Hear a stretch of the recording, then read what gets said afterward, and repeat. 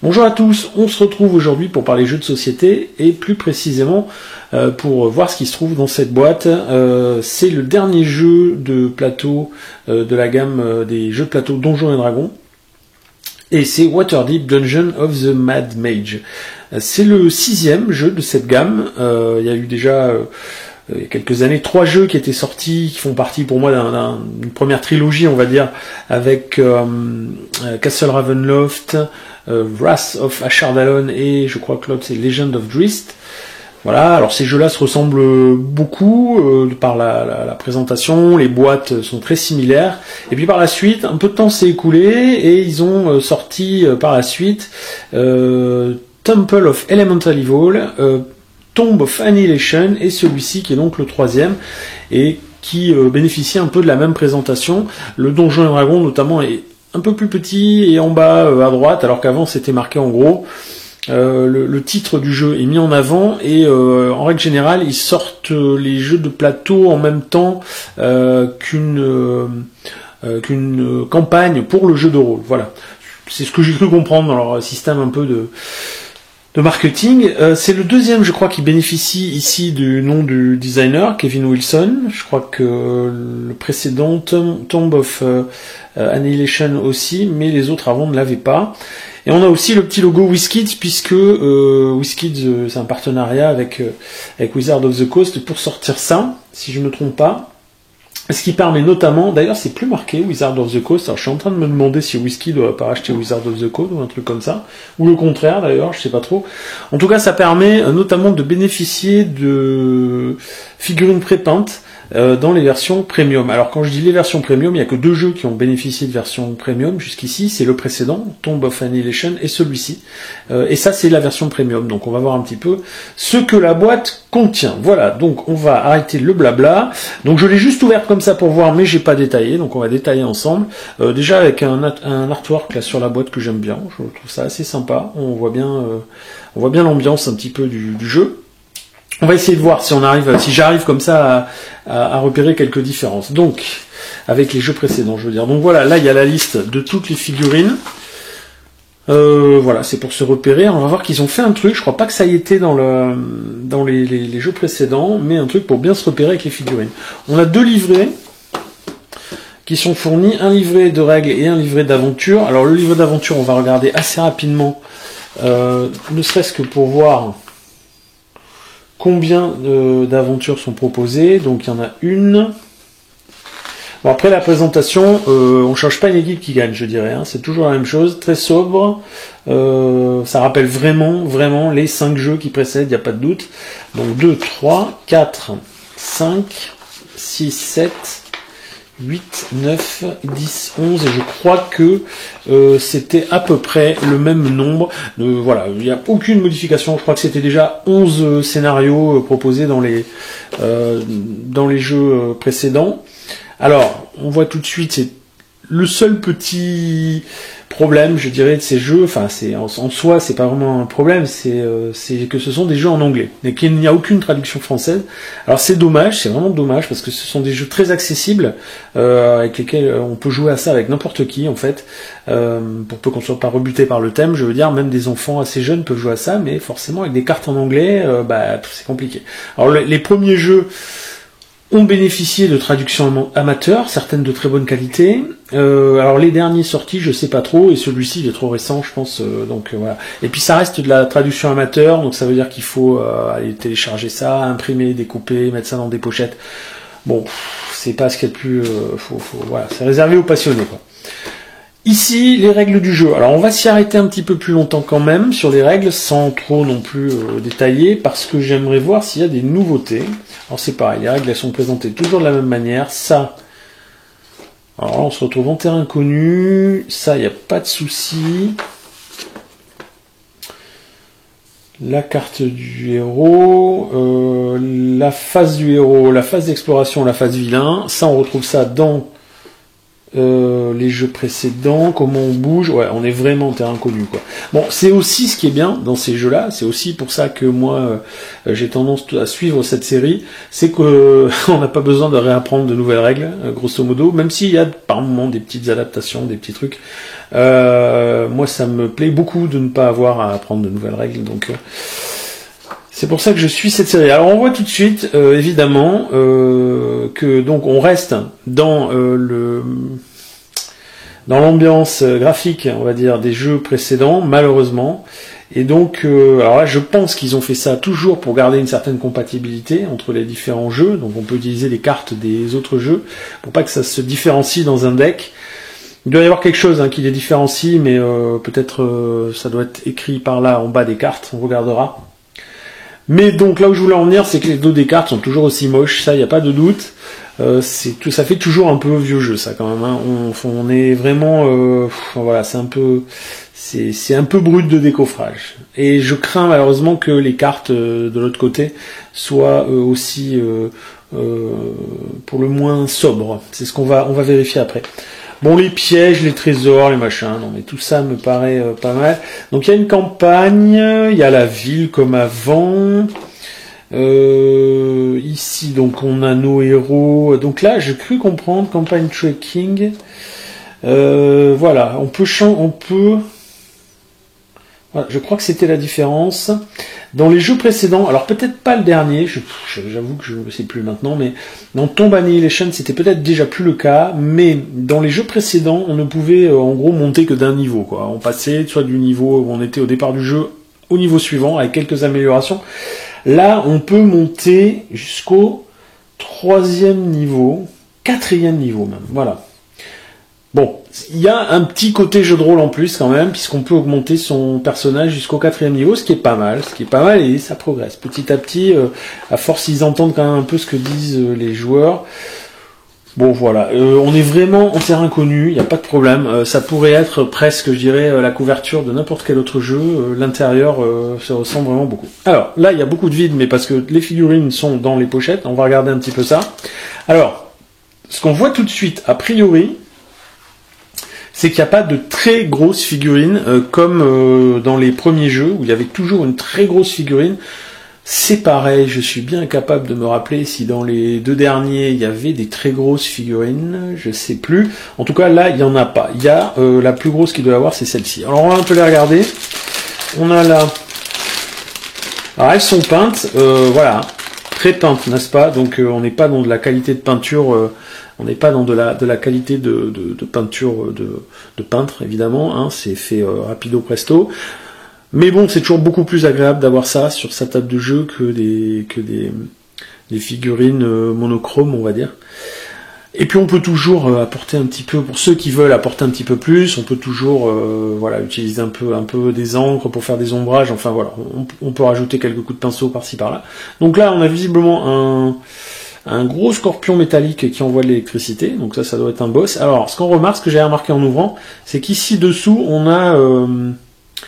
c'est le nom, ça, il s'appelle Scaladar, lui. On a le nombre, c'est la figurine 28 sur 44, il y a 44 figurines en tout, et on a son nom. Donc ça permet de repérer, d'être sûr de son coup quand on veut repérer une figurine. On remarquera qu'elles sont dans des pochettes, hein, ça, c'est pas moi qui les fais, elles sont déjà chacune rangées dans des pochettes. Alors on va aller regarder un peu ces pochettes.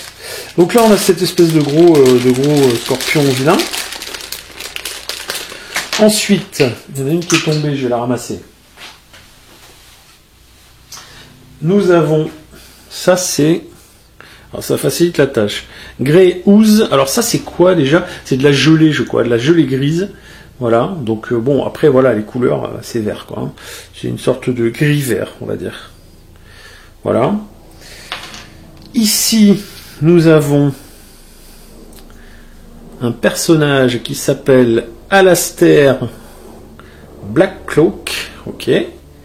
Voilà, avec une barbe blanche. Alors là, c'est pareil, je pense qu'on voit pas très bien les détails de sa petite tête, mais il suffirait de pas grand chose pour les faire ressortir. Un peu de quick shed et ça repart.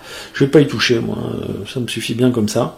Voilà. Bon, il y a quelques détails quand même. Bon, c'est bien évidemment, on n'est pas du tout dans des couleurs. Ah, alors ça, je sais pas ce que c'est, et ça m'inquiète un peu, parce que je vois ça tout seul. Et je me dis, est-ce que c'est pas tombé de quelque part, déjà? Alors, ça tombe bien, on va voir ça. Là, comme ça, il n'y a rien qui me vient. Quand on regarde ça. Non, là, comme ça, il n'y a rien qui me vient.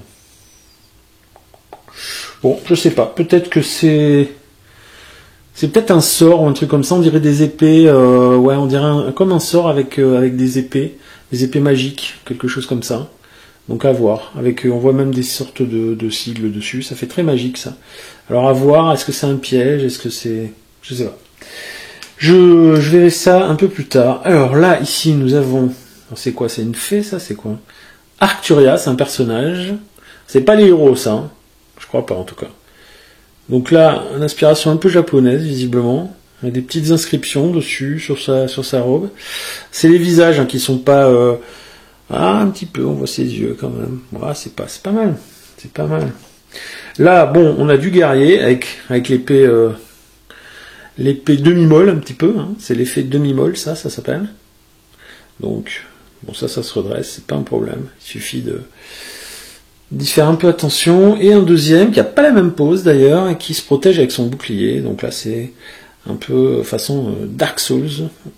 On a des chevaliers. Voilà. Alors, je vais les remettre. Je vais essayer de pas tout foutre en bordel. Donc, au fur et à mesure, je vais remettre dans les petites poches.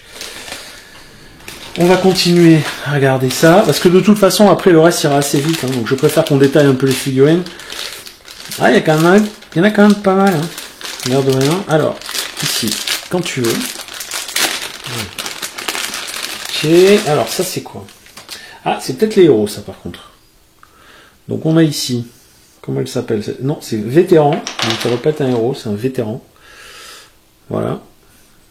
Ou une vétérante, d'ailleurs. Oui, c'est pas un héros parce qu'il y en a plusieurs. Voilà. 2.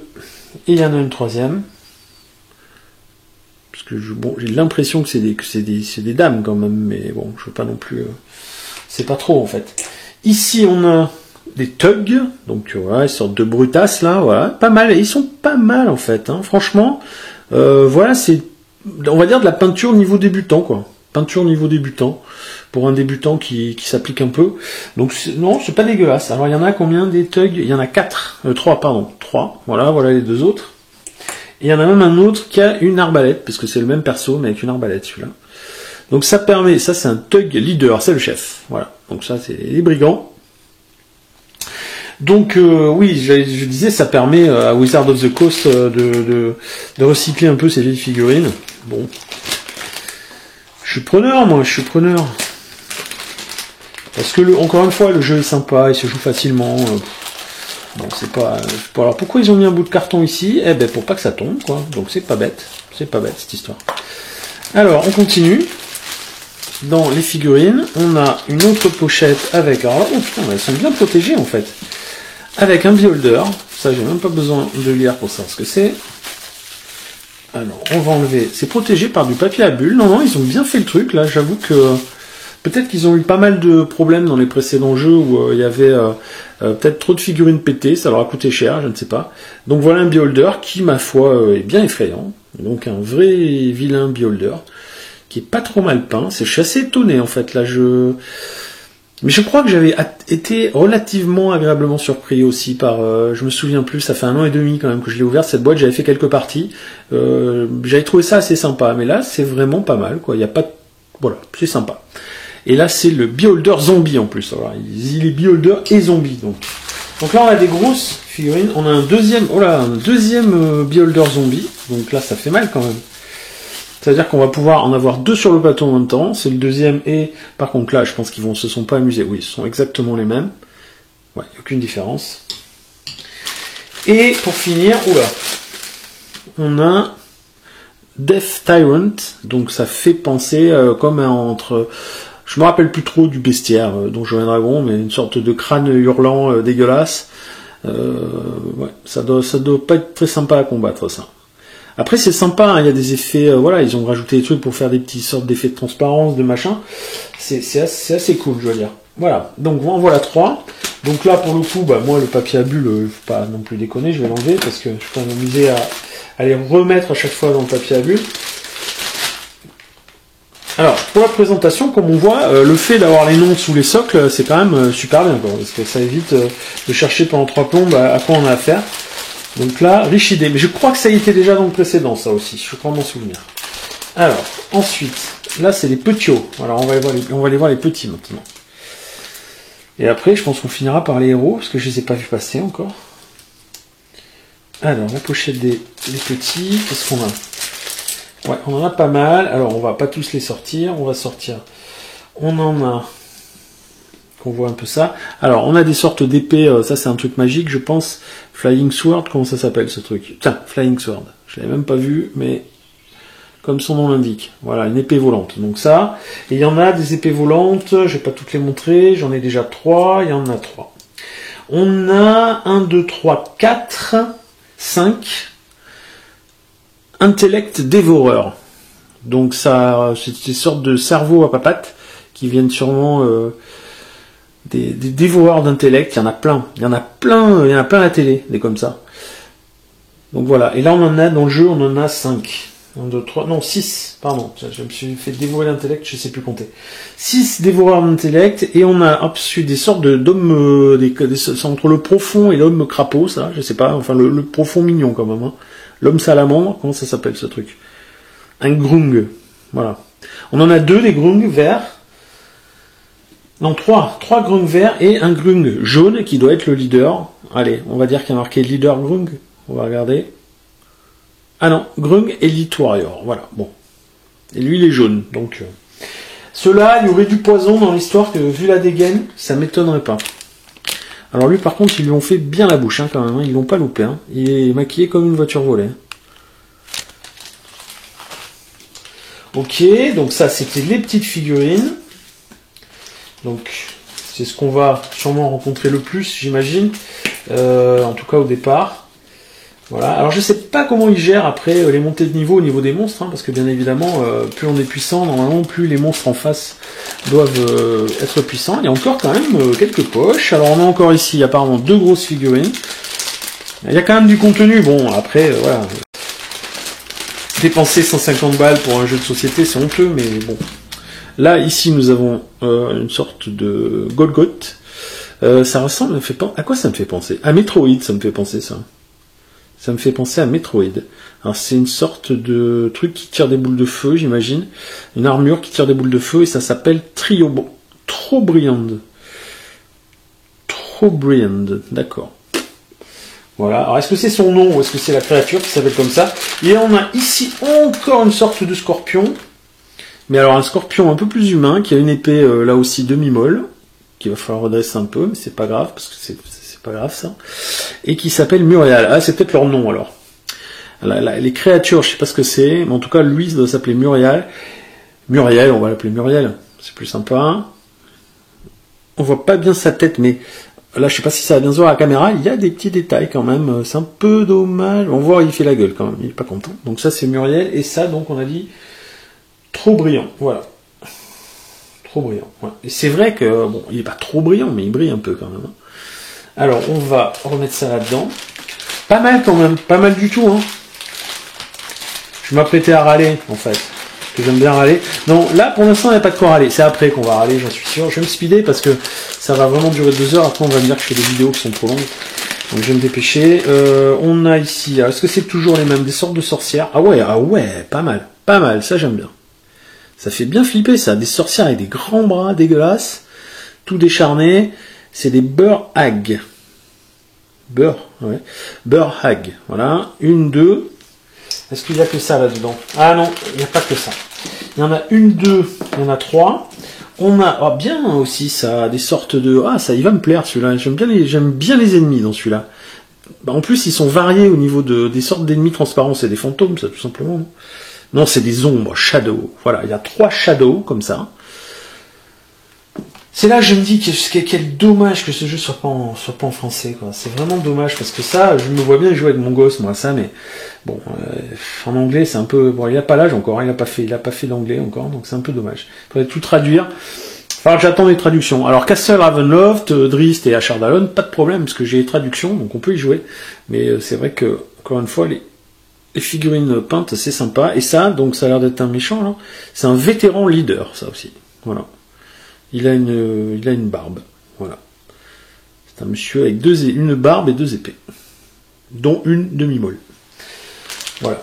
Alors, on va ranger ça. Je pense qu'au niveau des monstres, on a fini. Donc ça veut dire qu'on a bientôt fini de présenter les figurines. On voit quand même qu'il y en a un bon paquet. Alors, on va profiter du fait que pour l'instant tout ça soit vide pour les étaler un peu partout. Ça va pas rester vide longtemps, puisque dès qu'on dépunchera les planches, bien évidemment ça viendra remplir tout ce vide. Il reste ici, ah non, si, alors ça c'est ce que j'avais dit déjà, je crois, dans ma dernière présentation. Bon, un dé, franchement, au point où ils en sont, ils peuvent filer 4 ou 5 dés, quoi. C'est un jeu qui se joue à 5 joueurs maximum. Allez, tu donnes 5, allez, pas 4 dés, t'en donnes 3, t'en donnes 4, quoi. Pas 5 dés, peut-être pas, mais 3, 4, oui, quand même. Non, il y a un dé. Là, ça fait vraiment radin.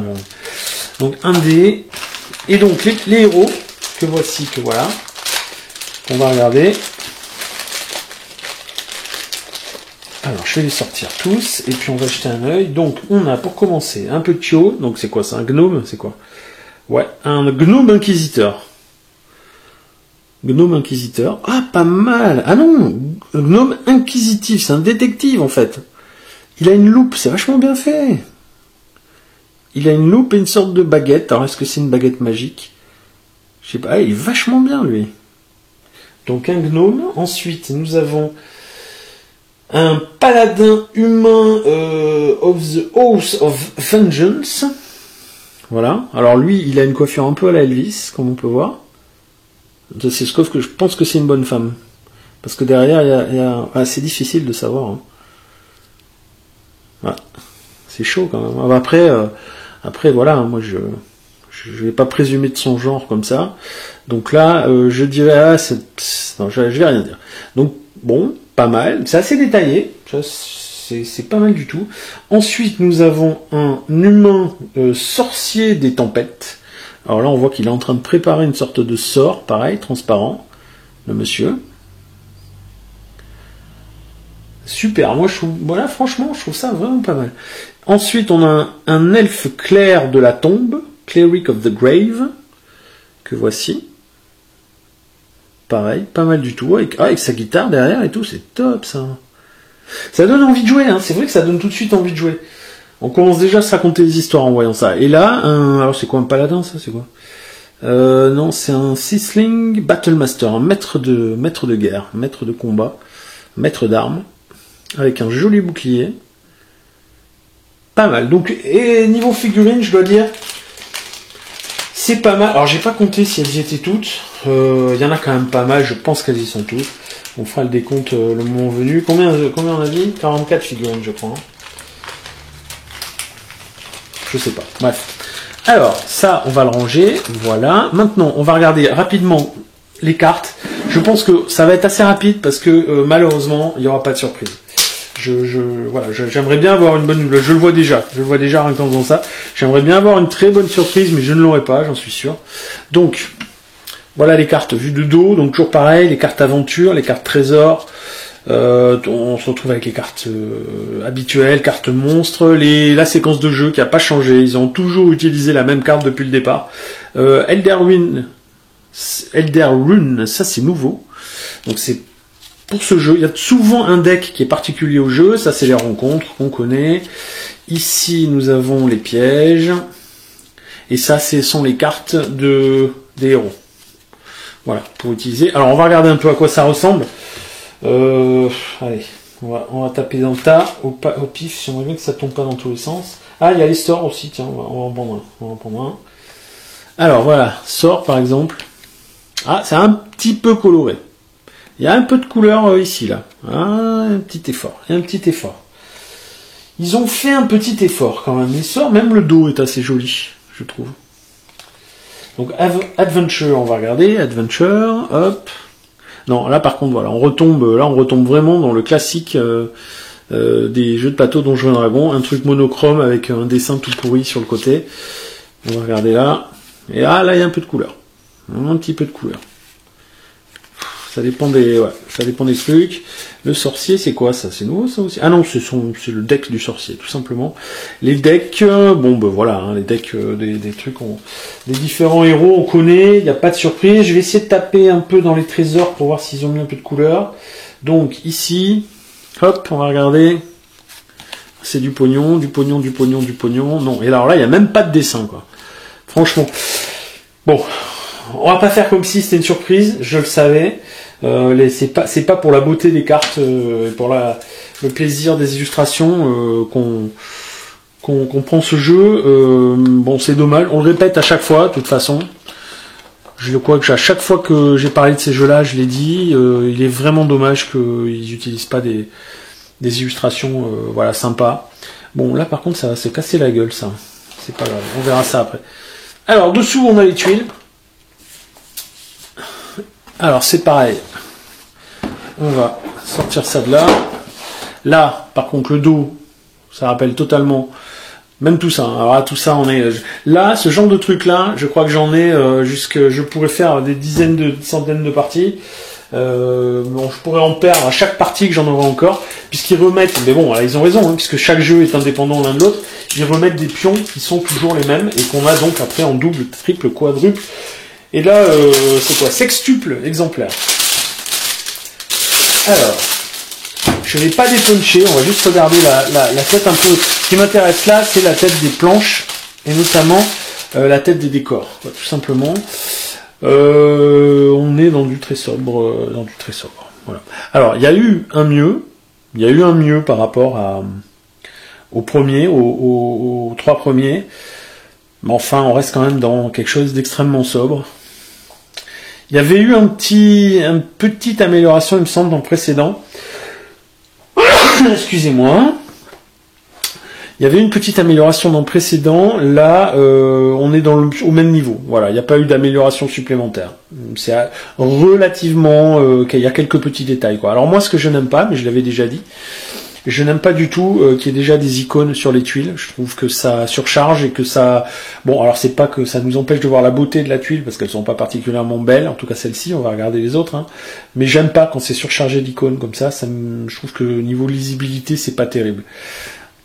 Je pense qu'il y a moyen par exemple, de placer les pions, c'est mieux, les pions on peut les enlever. D'ailleurs, je crois que c'est ce que j'avais fait moi dans les jeux précédents. D'ailleurs, dans les jeux précédents, il y avait même pire que ça, parce qu'il y avait déjà les icônes, mais en plus il fallait placer les pions. Alors moi je faisais le contraire. Au lieu d'installer les pions, par exemple il y avait des pions pièges qu'il fallait préinstaller. Et quand le piège était activé, on retirait le pion. Moi, je faisais le contraire, c'est-à-dire que je mettais le pion quand le piège avait été activé, ce qui permettait de pas trop surcharger tout dès le départ, parce que c'est quand même super pénible. Voilà, donc bon, très sobre, on va dire. C'est du donjon, quoi. Voilà. Ici, on a un petit truc là, une rivière souterraine, donc voilà, il y a un petit pont.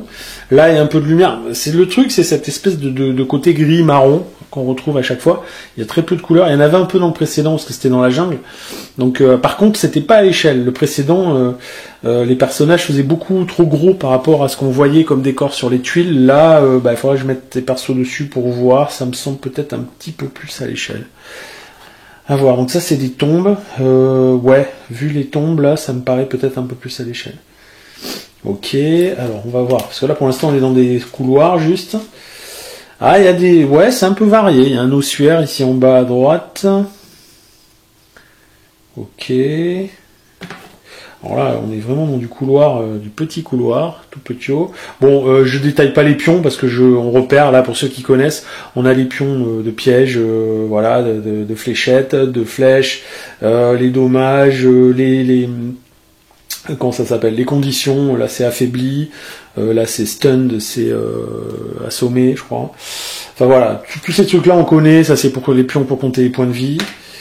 Donc là vraiment, là voilà, là ça me semble pas du tout à l'échelle par contre. Et puis alors, dis donc, ils sont, c'est moi ou c'est très sombre quand même là. Là ici on voit à peine, on en voit, ah ça doit être un cul-de-sac. Ça doit être un cul-de-sac, je sais pas. Là, il y a une icône que je reconnais pas, je me rappelle pas de celle-ci. Il y a un diamant dessus, donc c'est peut-être un trésor, je sais plus. Ici, l'étude abandonnée. Bon, il y a des pièces comme ça. Mais ça, c'est petit, ça, comme pièce. Je trouve ça... Avant, on avait des... Je trouve qu'il y a peu de pièces, en fait, qui comportent des cases sur tout le... Sur toute la tuile. On dirait que... Je sais pas. Là, par exemple, sur toute cette tuile, il n'y a que 1, 2, 3, 4, 5, 6, 7, 8 cases. D'accord. Voilà, là, elles y sont presque toutes, et encore non. Parce que là, j'imagine que... Non, ça, on peut pas aller dessus. Là, c'est assez étrange quand même. Et alors, on voit, hein, sur des petites tuiles comme ça, c'est super pénible, quoi. Et je comprends pas qu'ils aient pas changé leur système, là, parce que moi, j'aime pas que des icônes viennent me gâcher la vue de la tuile. On perd quelque chose, là, moi, je trouve. Et il faudrait trouver une autre façon de faire. Enfin, bon. On va parler... Ah, un peu de variété, quand même. Ah ouais, c'est pas mal, ça. Ça, c'est pas mal. C'est mieux. Carrément, avec des effets d'ombre un petit peu. Ouais, ces tuiles-là sont vraiment pas mal du tout. Ici, il y a une rune dessinée. Là, une caverne avec quelques petits décors. C'est pas mal, ça c'est pas mal. Celle-ci aussi. Bon, c'est bien. Plus on avance, plus on voit les trucs sympas. Peut-être arrivé au bout, on va voir du très sympa, je sais pas. Là, on est toujours dans des cavernes. Bon, ça ressemble. Voilà. Allez, on accélère un peu. Je pense qu'on va bientôt s'arrêter là au niveau des tuiles. Voilà. Ouais, c'est quand même mieux, hein. C'est quand on regarde, il y a du dessin, quoi. Il y a un petit peu de dessin, il y a un petit peu de travail, qui est donc, je le répète, je vais arrêter après de le répéter, mais gâché par la présence des icônes, de mon point de vue en tout cas. Mais c'est quand même bien mieux, hein. Si on compare, je vais pas aller le chercher là, mais si on compare avec les premiers, les 3 premières boîtes, il y a eu un effort, clairement. Il y a eu un effort de fourni. Quand même, on peut pas le nier. Voilà. Ok, on a fini avec les tuiles. Je trouve qu'il y a très peu. En fait, par contre, il manque des trucs qu'il y avait notamment dans Ashardalon, à savoir des grandes pièces. On pouvait faire des trucs sympas, des grands combats. Mais faut dire aussi qu'il y a une certaine logique. Il n'y a pas de grosses créatures finalement. Je crois que la plus grosse là, elle doit tenir sur 4 cases, pas plus.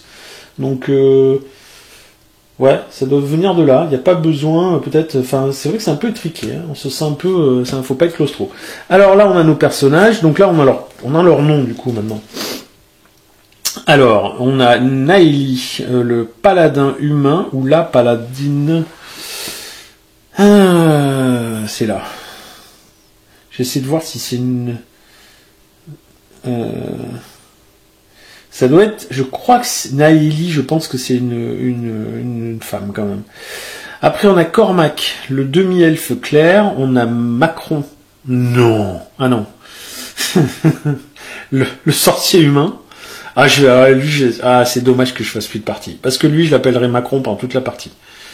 Macron, le sorcier humain. On voit bien. Et en plus, ça ressemble un petit peu, hein, quand même. Et ici, on a Prosper, le gnome rogue. Voilà. Alors, est-ce que c'est une femme ou un homme? Va savoir. Hein. C'est pareil. Hein. Ils le font exprès, peut-être, ceci dit, pour qu'on puisse... Là, il n'y a pas trop de doute de mon point de vue, mais pour celui-là et celui-là, il laisse place au doute. Et pareil, en appelant celui-là Marcon, il laisse place au doute aussi. Alors, ensuite, nous avons Atka, alors le guerrier ou la guerrière. J'essaie de voir si je vois un hi ou un chi quelque part, mais je le vois pas, donc voilà. Je pense que c'est une guerrière, ça aussi. Alors ici, on a les monstres, donc Mural qui est une monstruosité, mais clairement quoi, hein, lui c'est une monstruosité. L'homme scorpion. Le Great Grey Ooze, donc c'est le gelé, je crois que c'est ça, hein, la gelée grise, il me semble. The False Alastair. Alors Alastair, je sais pas ce que ça veut dire. False Alastair, je ne connais pas ce mot, qui est un humain. Lui, Oh. Attends. Là, je reconnais ce truc-là. Vais-je avoir un petit problème? Ça serait rigolo. Vais-je avoir un problème de figurine? On va voir ça tout de suite avec l'allié. J'ai compris le principe, là. Mon truc que je savais pas ce que c'était. Alors, il est où, là-dedans? Alastair. Ah non, il est là. Alastair Blackcloak. Il n'y a pas marqué False Alastair quelque part. Ah, je pense que tu rajoutes le truc. on rajoute à lui le truc, c'est ce machin-là, là. On le voit là dans la poche, pour en faire le faux Alastair. Je pense que c'est ça, Parce que je ne vois pas parmi les... Je vois aucune figurine qui possède ce truc transparent là. Donc ça doit se rajouter sûrement. Il doit y avoir un truc avec... ça va faire partie d'un scénario, voilà. Donc fausse alerte. On va peut-être pas râler tout de suite. Ouais, ça doit être ça. Je pense que ça doit être ça. Donc ici on a... Oula, Demzir Shadow Dusk Undead. Ok, je l'ai quelque part, lui, avec son bouclier, là, c'est quoi, ça?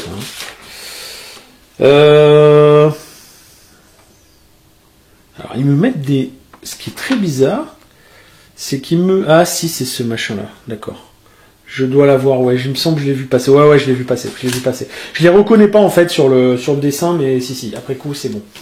Je l'ai vu passer, c'est un des guerriers dont je disais que ça faisait penser à Dark Souls. Ici, ça y est, alors on a les grands plateaux là, avec les... Ça c'est les gros boss, donc Arcturia, mort-vivante. Voilà. Alastair Blackcloak, ah ben voilà, oui c'est ça. Voilà, c'est ça. Donc là, oui, c'est un méchant en fait, lui. Et c'est ça, et lui, c'est lui qui est posé sur cette espèce de... Ça doit être une protection, ou je ne sais quoi, qui est autour de lui, voilà. Ah, de nouveau des tuiles, hein. Ah ben les voilà, il y en a des grandes là. Je suis mauvaise langue. Donc il y en a une, il y en a deux. Ça c'est l'entrée, parce que ouais, je cherchais l'entrée en fait, pour tout dire. Il faut qu'il y ait une entrée quelque part. Et une entrée, c'est une grande tuile toujours dans ces jeux-là. Donc là voilà. Et en voilà une autre pour finir. Hop et hop. Ok, bon, et ben là ça y est, maintenant on a fait le tour. Donc on a fait le tour de ce fameux nouveau jeu Donjons et Dragons, donc Waterdeep Dungeon of the Mad Mage. Bon, je pense qu'il n'y aura pas de surprise majeure. Par contre, on peut être agréablement surpris par... Enfin, pas surpris non plus, mais on va dire que c'est toujours agréable de voir un jeu qui semble quand même garder un certain cap de qualité, voire même l'augmenter un petit peu. Quand on voit un petit peu le matos, là, je me dis que voilà, il n'y a pas à rougir. C'est toujours trop cher parce qu'on n'a pas envie de mettre ce prix-là dans un jeu de société. Maintenant, moi, maintenant je me fais ce plaisir-là en gros une fois tous les ans ou tous les 2 ans. Donc je me permets de faire ça. D'autant que je complète une collection de jeux que j'apprécie assez, comme j'ai dit, pour leur simplicité et tout ça. Je dis pas que je vais en faire une partie, je préfère pas, parce que la dernière fois je l'avais déjà dit et je l'ai jamais fait. On verra comment ça se présente. En tout cas, c'est sûr que ça donne envie d'y jouer, mais voilà, est-ce que je le ferai en vidéo, ça c'est rien n'est moins sûr, on verra ça. Allez, je termine là et puis je vous dis à la prochaine pour une nouvelle vidéo. Ciao.